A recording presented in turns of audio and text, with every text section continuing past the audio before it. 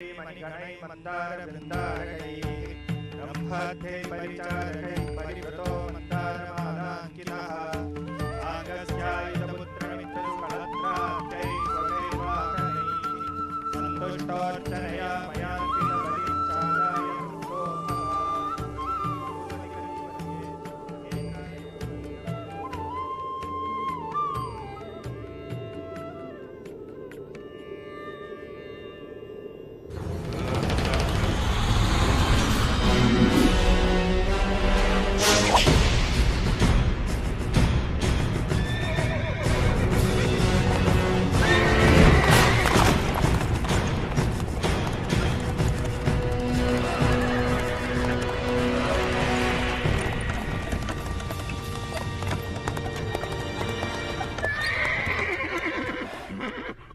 पृथ्वी पर मनुष्य आपको प्रसन्न करने के लिए यज्ञ कर रहे हैं देवराज इंद्र। ये ऋणी लोग आपका आभार प्रकट करने के लिए सब तरफ एकत्रित हुए हैं। होना भी चाहिए। इनकी खुशहाली मेरे हाथों में है। इन्हें ज्ञात होना चाहिए कि मैं बारिश का स्रोत हूँ जो इनके खेतों और भंडारों को अन्न से भरती है। संवर्तक, जो लोग मेरे लिए यज्ञ कर रहे हैं उन्हें वर्षा प्रदान करो।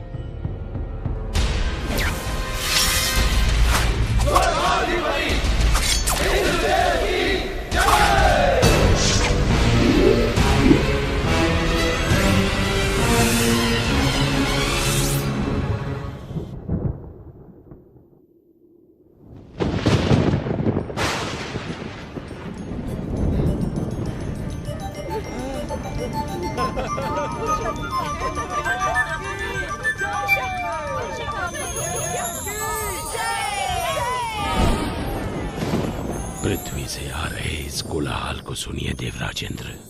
आप सचमुच सबसे शक्तिशाली हैं। स्वर्ग का देवता हूँ, इंद्र जो हूँ मैं। इंद्र, तुम अपनी मर्यादा भूल रहे हो। तुम केवल अपने कर्तव्य का पालन कर रहे हो। भगवान विष्णु का आदेश पूरा कर रहे हो।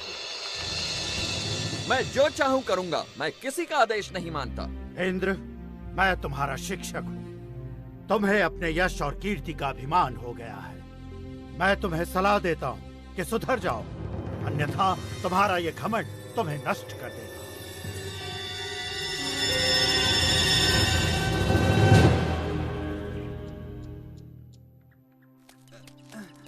संभाल के ले चलना।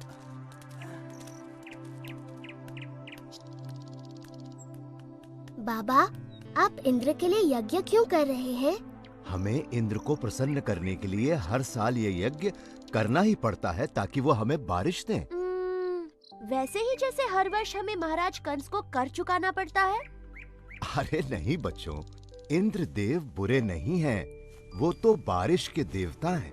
पानी जीवन के लिए अति आवश्यक होता है, इसीलिए हम हर साल यज्ञ के द्वारा इंद्र देव की पूजा करते हैं। परंतु बाबा, वो तो उनका कर्तव्य है। वो तो भगवान विष्णु के आदेश का पालन कर रहे हैं। देखो कृष्णा, ये बहुत पुरानी प्रथा है और हमें इसे तोड़ना नहीं चाहिए। बाबा, फिर हम धरती की पूजा क्यों नहीं करते जो हमें सब कुछ देती है, और सूर्य की जिससे जीवन मिलता है, और यमुना की क्यों नहीं? कृष्णा, तुम सही कहते हो, लेकिन ये संभव नहीं है। हम सदियों से चलती आ रही इस प्रथा को अकस्मात ही तोड़ नहीं सकते बेटा। परंतु बाबा, क्या हमें आंखें बंद करके प्रथाओं को मान लेना चाहिए? वो तो भगवान विष्णु हैं, जो इंद्र और सभी देवताओं को शक्ति प्रदान करते हैं। कृष्ण बिल्कुल सही कह रहा है। सभी देवता भगवान विष्णु के आदेशानुसार काम करते हैं। और वैसे भी वेदों में इंद्र के लिए अलग से यज्ञ का विधान नहीं है।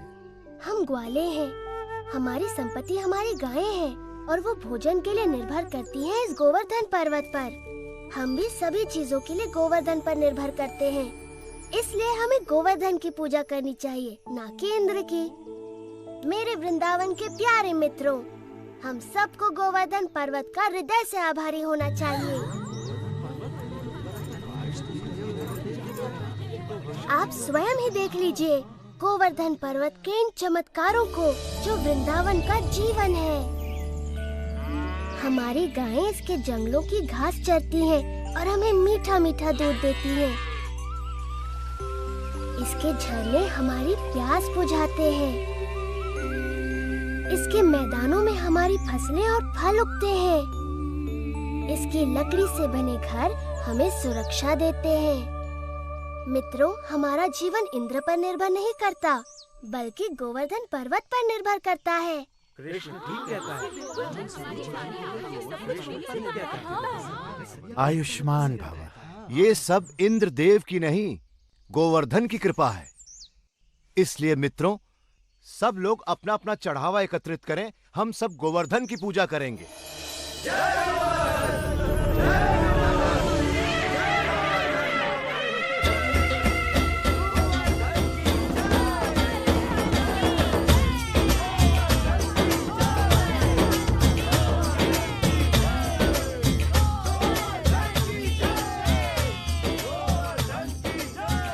मैं गोवर्धन हूँ।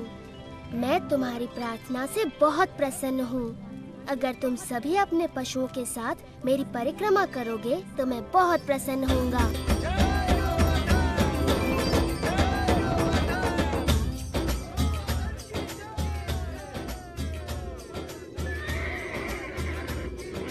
देखिए तो, वृंदावन वासी गोवर्धन पर्वत की पूजा कर रहे हैं। ये तो बड़े अचरज की बात है। उनकी ये हिम्मत! मुझे तुरंत इंद्र को सूचित करना होगा।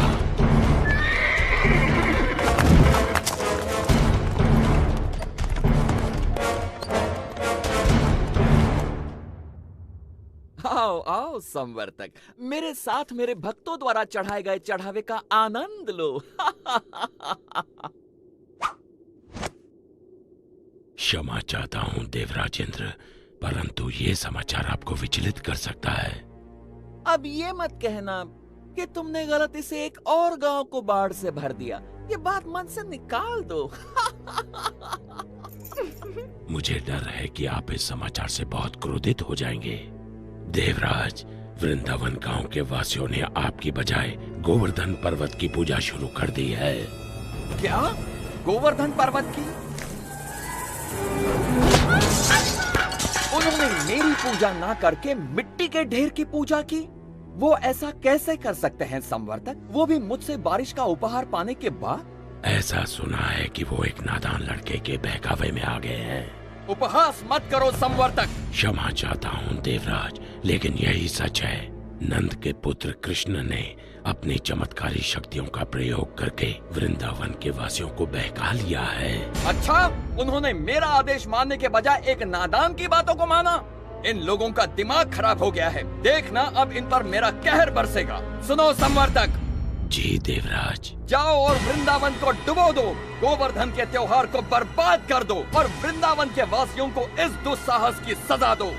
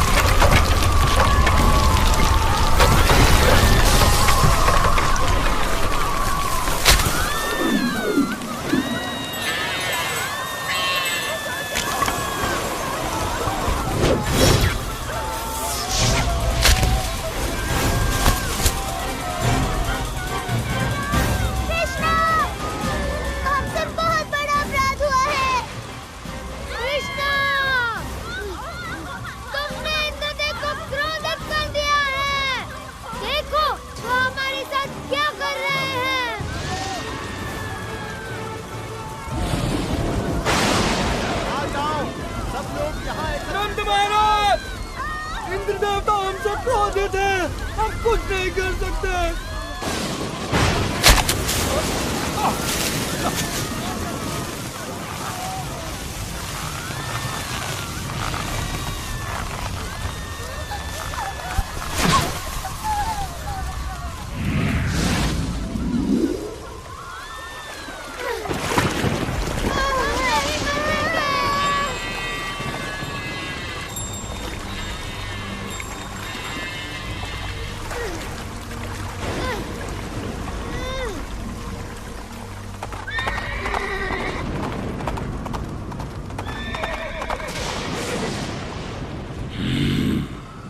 वृंदावन के लोग अब जल्द ही उस लड़के की बात सुनने पर पछताएंगे। इंद्रदेव हम सभी का विनाश करने पर तुले हैं, कुछ करिए नंद महाराज। मेरे प्यारे कृष्ण, मैं जानता हूँ तुम हमारा हित ही चाहते थे, लेकिन तुमने इंद्रदेव को कुपित कर दिया। हमें इसी समय उनसे क्षमा मांगनी चाहिए। परंतु बाबा इंद्र। रुको बलराम, बाबा ठीक कहते हैं। ये सब मेरी सलाह के कारण कष्ट भोग रहे हैं। अभी भी देर नहीं हुई, हम इंद्र से क्षमा याचना कर सकते हैं। रुको, कृष्ण कभी भी हम पे या हमारे वृंदावन पे आँच नहीं आने देगा, कभी नहीं। आपने सच कहा माँ। आप सब के लिए मेरा प्रेम इंद्र की इस दुष्टता से बहुत बड़ा है। वृंदावन की रक्षा मैं अवश्य करूँगा। कृष्णा, मेरे बच्चे।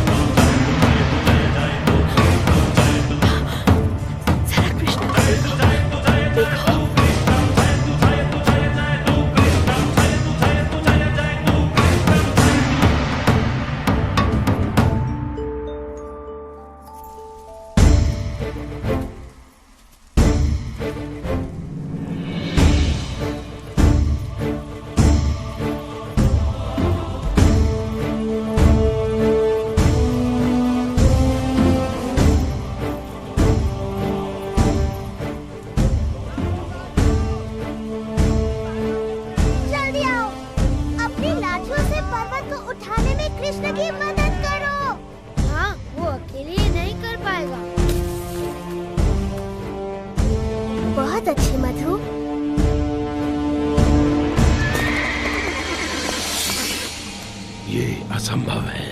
यदि हम इंद्र के आदेश अनुसार इस छोटे से गांव को तबाह नहीं कर पाए तो वो हम पर कोई दया नहीं करेंगे। आगे बढ़ो मेरे योद्धाओं, ये तूफान तब तक थमना नहीं चाहिए जब तक वृंदावन पूरी तरह पानी में डूब न जाए।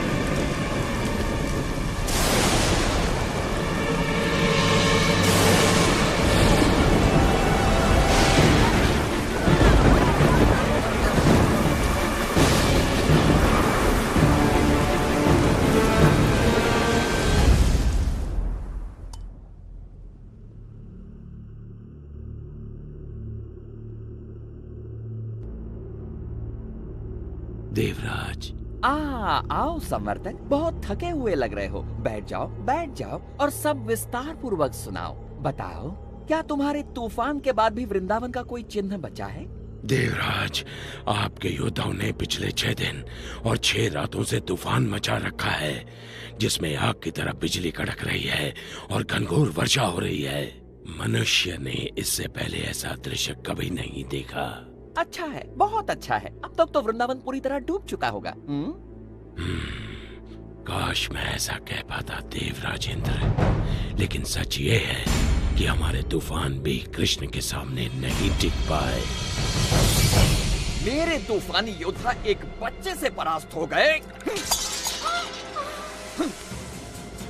उसने गोवर्धन पर्वत को अपने सिर पर उठा रखा है और वो वृंदावन वासियों और उनके पशुओं की रक्षा कर रहा है। हम परास्त हो गए। लगता है तुम्हारी आंखों को धोखा हुआ है संवर्तक। 6 दिनों से कड़क रही बिजली ने तुम्हें अंधा कर दिया है।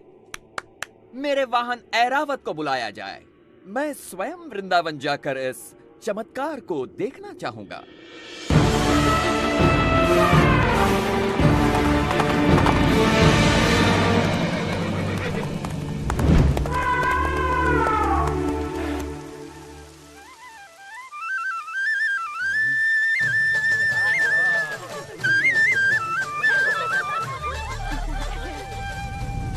स्वयं ही देख लीजिए देवराज। यदि कृष्ण अपने आप को भगवान समझता है तो अब वो ये जान जाएगा कि कौन शक्तिशाली है, वो या फिर इंद्र।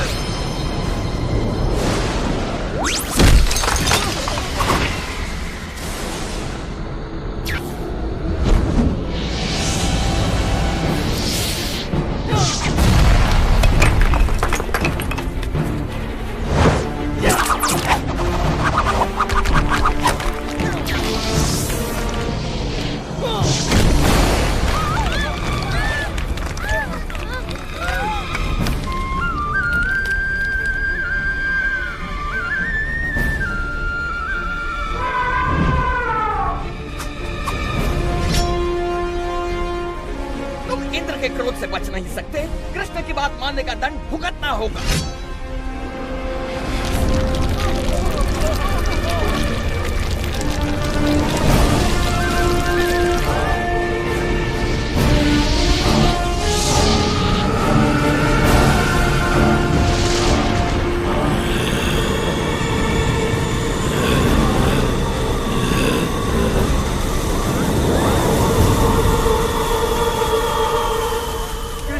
कृष्णा हमारी रक्षा करो। इंद्र गोवर्धन पर्वत को नष्ट कर रहे हैं। इंद्र कुछ नहीं बिगाड़ सकते, भय मत करो।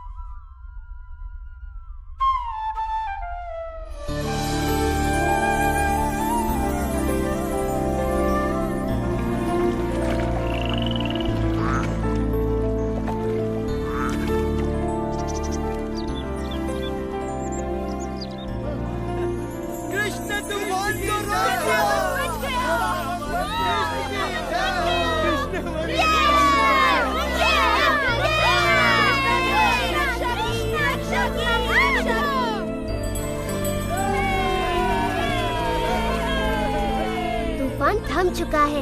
आप गांववासियों के साथ खुशी मनाने क्यों नहीं जाते? पर कृष्ण, क्या तुम अकेले इस पर्वत को उठाए रख सकते हो? नादान मत बनो कृष्ण, तुम एक छोटे बालक हो, पहले तुम बाहर निकलो। आप बहुत दयालु हैं।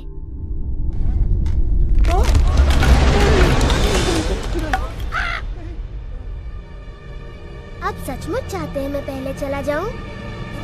नहीं, रुको, मुझे छोड़कर मत जाओ।